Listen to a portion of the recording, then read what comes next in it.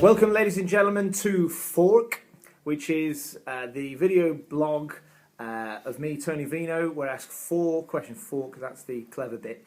I'm here at the Well in Retford, a beautiful market town up in near Doncaster somewhere.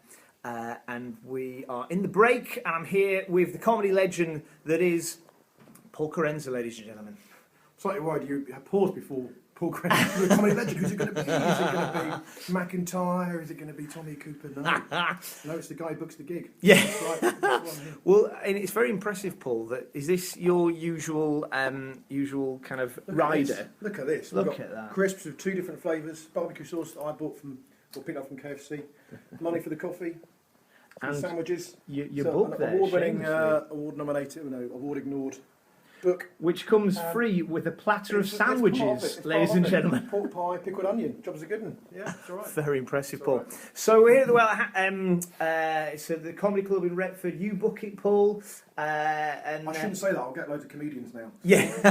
Keep going. How's it gone up to now? It's been nice. It's been good fun. Yeah, it's been all right. It's they're a nice audience full, which is rare nowadays. Yeah. Mustn't grumble. Mustn't grumble. Yeah.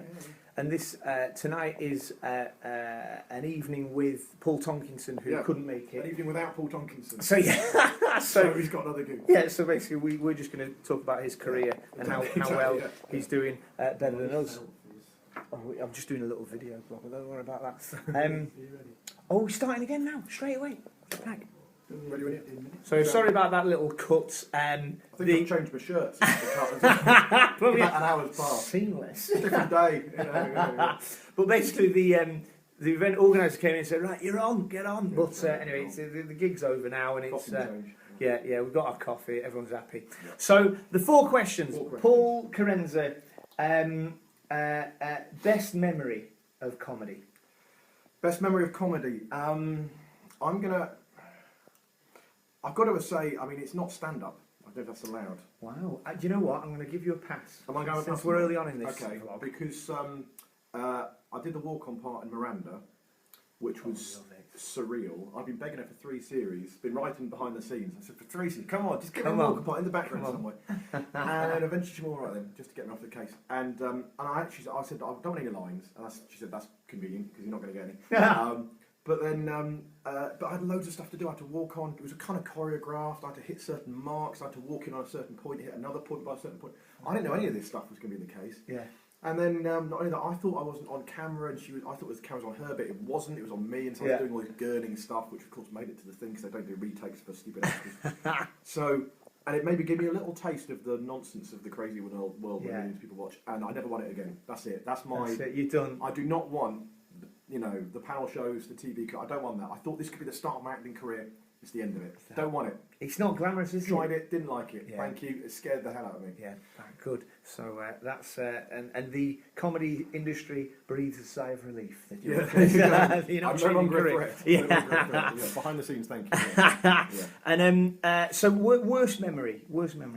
Worst memory. I've just been relating this on stage. But one of my earliest gigs, Banana Cabaret, lovely venue. When it goes great, it's brilliant. When it goes badly, it can be hideous. Which was when I did a 20-minute set. Then my first ever 20. About a month later, they had a cancellation. They said, "Come back to another 20." I went, "All right, then, great." But I only had my 20 minutes of jokes. That was all I had. So I did the same 20 minutes, and then 2 guys down the front were there at my previous one. Man. They'd had a few drinks. They started yelling out my punchlines before I could reach each punchline because I was trying to use grammar and sense. Timing and those things, dramatic pauses. And it was awful. So they were getting all the laughs, and the audience were looking at me like, "This guy's not funny," but those 2 guys down the front, they're brilliant. So, yeah, they thought it was some kind of like double act thing going on. Exactly. And this wave of chat just happened for 20 minutes as they all ignored me, and it was awful. And that was about 11 years ago. And then last year, Gatwick Airport, this guy walked up to me and said, "You're a comedian, aren't you?" I thought, "I've made it. I've got a fan." He said, "No, you won't remember me, but I was at the Banana Cabaret like 10 years ago.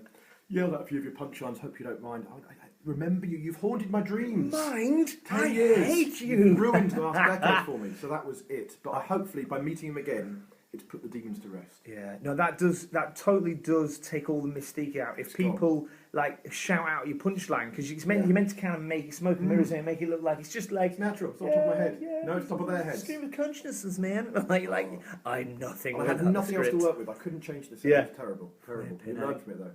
So, question number 3: what's your motivation to do comedy? What? To Troubles at home? No, none of that Hancock stuff, none of that psychoanalytical. I don't know if that's what Hancock thought, but no, it's no like Tears of a Clown. I just want to make people laugh. Just want to make people have as much fun as possible, and that will be it. You know, I want to make most people in the room laugh as much as possible. I know some comedians, I think, more like to. I don't want to divide. It's kind of a negative term, but they go after their own audience. Yeah, and kind of think, I want to make that lot really, really laugh, and the rest, if they don't, they can leave. No, I'd rather kind of make everyone laugh as much as possible, if possible. That's my hope, I guess. Seems fair enough. Yeah. And you probably are in the right industry for that. That's And then final question. Yeah. So that's motivation for comedy. What about motivation for life? What gets you up in the morning? What do you feel like you're here for? I guess, I mean, it's cheesy, but I guess now it's my family. Particularly, that's the day-to-day stuff. They make you keep going down this route, this crazy career. On a grander scale, you know, I'm a kind of a believer, so I've got, you know, God by my side guiding me, which is very handy as a co-writer, and he doesn't ask for a fee, so that's really handy as well. But so that, I think, gives you some sort of, I do feel there's that sense of a bit of guidance and stuff, but, and a bit of a purpose. But yeah, I think that my job here seems to be my calling, whether you turn it a religious term or just what you seem to be good at, vocation, you know, is just, you know, I just like to make people laugh, really cheer up a bit, and if not laugh, smile, smirk, generally bumble along a little bit happier in life than otherwise they would do. That would be nice, wouldn't it? I mean, that's a real gift, though, that you feel kind of, you know, that's really important when you're a family man, that you get support from your family. It's not just like there's a whole tension of like, oh, right, you're going again. Oh, there's that as well. Yeah. Oh, there's a lot of that. There's a lot of that. But at the end of the day, you've got to remind yourselves that actually, but this is why we're doing that. Yeah. It is very difficult as a comedian, I think, to be a family man. This is why I don't know if our career has a high divorce rate than others, but I would not be surprised if so, because it is, you are on the road a lot. It's unsociable hours, and you've got the constant daily struggle of, am I doing childcare today? Am I writing? Am I doing stand-up? What am I doing? Difficult. Totally. It is probably, you know, if I would say it is a young single man's game in that sense, you know what I mean? Like, or just, well, a young single person's game in terms of that, the ability to have freedom. But there's the beauty of having context as well, a home, you know, to go to, and a sense of, like, you know, I feel like as a family man like yourself, like, you know, I come home and I'm like, I'm doing this for you, actually. Part of, like, you know, stepping up is saying, you know, I love my family, I want to provide and make the little kids proud. Exactly, you know, it is. Well, that's the vlog over. Thank you so much, Paul Kerensa. God bless you, mate. Thank you. Thank you for the 4 Qs, the 4 questions. The 4 questions. The FOURQs. FOURQs. This has been a fork in my road, and now my road is that way 300 miles. So thank you, Vino.